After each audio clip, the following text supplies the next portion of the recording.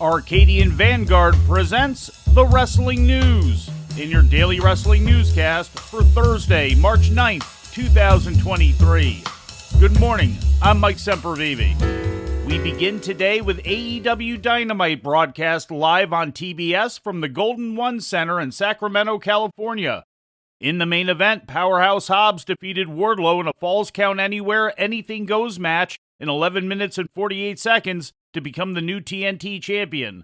The victory came thanks in part to an assist from QT Marshall, with Marshall and Hobbs both powerbombing Wardlow off the entrance stage, resulting in a referee stoppage.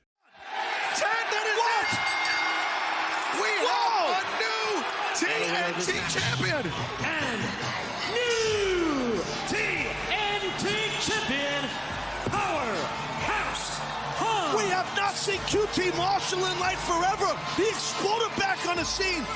And his word was his bond to Hobbs. Yes, it was. Powerhouse Hobbs becoming TNT champion for the first time, and he did it by knocking out Wardlow.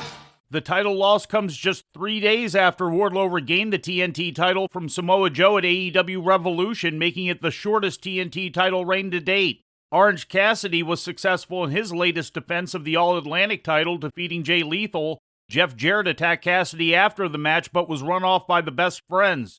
Later in the evening, Tony Khan announced that starting next week, the All-Atlantic title would be renamed the International title. Claudio Castagnoli and Jon Moxley of the Blackpool Combat Club defeated Alex Reynolds and John Silver of the Dark Order, with Moxley choking out Reynolds.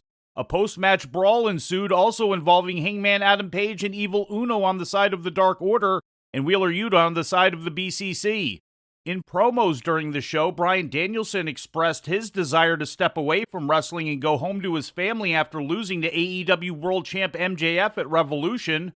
The newly returned FTR addressed their intention to win the AEW World Tag Team title from the Gunn Brothers. Juice Robinson attacked Ricky Starks, and Ruby Soho justified her heel turn at Revolution. We've been outcasts since the day we came into AEW. And we came here to help rebuild the women's division. But you can't build on broken foundation. You can only demolish and start new. And the broken foundation is the entitled little shits in the back. The broken foundation is the rookies who think that they deserve the world. Following her promo, Soho pinned Sky Blue in a match. Tony Storm and Saraya assisted Soho in attacking Blue after the match, and also beat down Willow Nightingale, who attempted to make the save. In other results, the Jericho Appreciation Society defeated AR Fox in Top Flight when Chris Jericho pinned Darius Martin following the Judas Effect. Following the match, both the JAS and the Elite argued over who should be top contenders to the World Trios title, and then were confronted by the Trios champions, the House of Black. In Wrestlemania news, Logan Paul revealed on this week's episode of his Impulsive YouTube show that his match with Seth Rollins will be taking place on night 1 of WrestleMania on Saturday, April 1st, which is also his 28th birthday. The match was officially announced on last Monday's Raw and would mark Paul's 5th.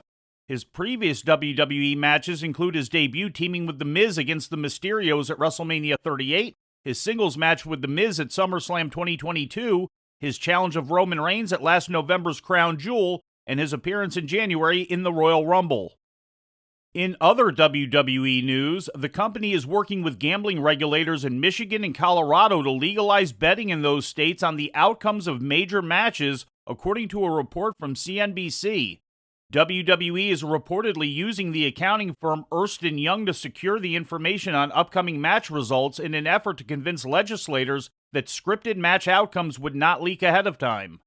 Also, in what would be a major creative shift, WWE would keep match outcomes secret even from the participants until hours beforehand in a further effort to keep the results from getting out in advance. Ernst & Young has worked in the past with the Oscars and the Emmys to secure award information, and gambling on those awards is legal in some states, which WWE is reportedly citing as an example of how betting on predetermined results is feasible. Should regulators allow such gambling to take place, it would still be up to individual gaming companies like FanDuel and DraftKings to decide if they would actually sanction it on their platforms and place odds on matches. WWE will return to Puerto Rico for its first televised event there in 18 years, according to an official announcement yesterday. The premium live event Backlash is scheduled to take place at the Coliseo de Puerto Rico José Miguel Aguilar in San Juan on May 6. The event will be hosted by platinum-selling recording artist and Puerto Rican native Bad Bunny, who has made previous appearances for WWE, including wrestling at Wrestlemania 37 and participating in the 2022 Royal Rumble. WWE has made annual house show trips to Puerto Rico since 2005, but the last to date and only televised WWE event held there has been the New Year's Revolution pay-per-view presented in January of that year.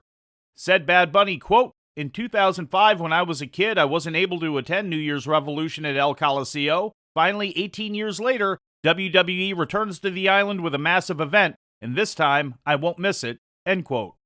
Prior to New Year's Revolution, WWE's only venture into Puerto Rico had been a poorly attended live event at Hiram Bithorn Stadium in 1985. And before we leave you today, we'd like to remind you that however you consume your content, you can find the wrestling news 24 hours a day and 7 days a week across social media.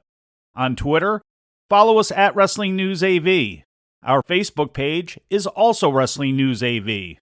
The Wrestling News can also be found on the Arcadian Vanguard YouTube page. And for those who utilize Amazon Echo devices, just tell Alexa to play the Wrestling News podcast. And remember to make sure you add podcast at the end.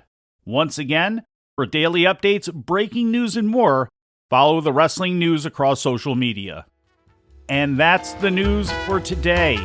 If anything happens, we will be here to tell you about it. No clickbait, no paywall, just the Wrestling News. The Wrestling News is a division of Arcadian Vanguard, and the Wrestling Newscast is a production of the Arcadian Vanguard Podcast Network.